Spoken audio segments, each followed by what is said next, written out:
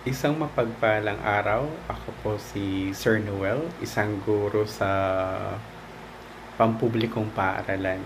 Hayaan niyo po akong ibahagi ang aking testimonya kung paano ako nakakilala sa Panginoon. Noong 2001, ako isang fresh graduate mula sa kolehiyo. Ang aking buhay noon ay malayo sa Panginoon at namumuhay ako sa, sabihin natin, makamundong paraan. Namuhay ako sa immoralidad at nakikipagrelasyon sa mga maling relasyon na hindi tanggap ng Panginoon.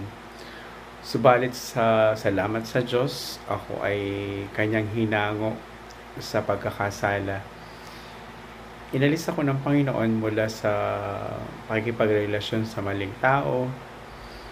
Kung hindi ito nangyari, baka ako ay nagkasakit pa.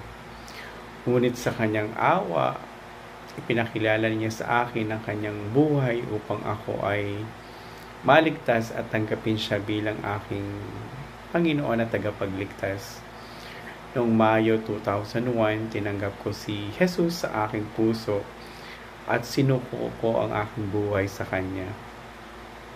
Hindi naging madali ang buhay Kristiyano ko dahil naroon pa rin ang mga tukso, subalit ang Panginoon ang aking kalakasan upang magpatuloy. Kaya heto ako ngayon, naglilingkod sa isang maliit na mission church dito sa Santa Clara. Kaya aking pinangahawakan ang Pilipos 1:21 or Philippians 1:21. For me to live is Christ and to die is gain. Ang kahulugan ng talatang ito para sa akin ay napakalalim. Pinakikita dito na ang aking buhay ay para kay Kristo. Ang bawat araw ay isang pagkakataon upang mamuhay para sa Kanya. At ang kamatayan ay hindi isang bagay na kinatatakutan kundi isang pakinabang dahil ito ay magdadala sa akin sa walang hanggang presensya ng Diyos. Kaya sa bawat hakbang na aking tinatahak, sa bawat pagsubok na aking hinaharap, ang aking puso ay puno ng pasasalamat sa Panginoon. Siya ang nagligtas sa akin mula sa aking mga kasalanan at siya ang patuloy na nagbibigay sa akin ng lakas upang maglingkod at mamuhay ayon sa kanyang kalooban. Ang aking buhay ay isang patotoo ng kanyang walang hanggang pag-ibig at biyaya.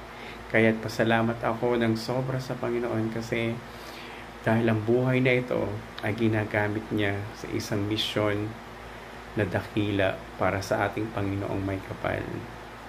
Sana ito ay magdala ng liwanag sa inyo upang kayo din ay maranasan ang ligaya na aking nararanasan mula sa Panginoong Jesus.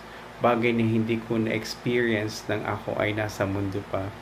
Subalit alam ko na bagamat ako ay nakakaranas ng maraming pagsubok sa buhay ngayon, darating panahon sa pagbabalik ng Panginoon, ito ay mapapalitan ng sobrang kaligayahang walang hanggan.